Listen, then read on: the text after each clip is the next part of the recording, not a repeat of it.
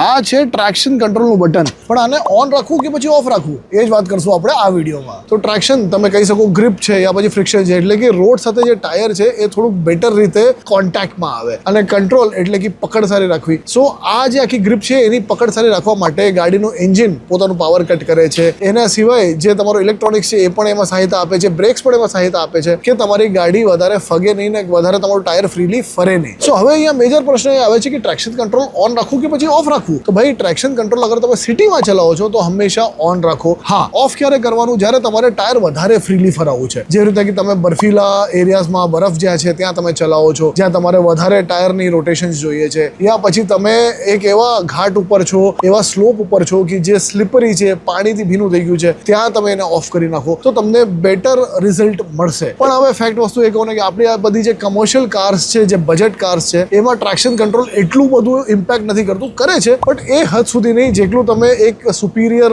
યા racing કારમાં તમે traction control use કરો એવી રીતે. બટ સ્ટીલ આ વિડીયો ગમ્યો હોય તો બિલકુલથી શેર કરજો અને આવા વિડીયો માટે ફોલો કરતા રહ્યો ઓટોવે રાખી.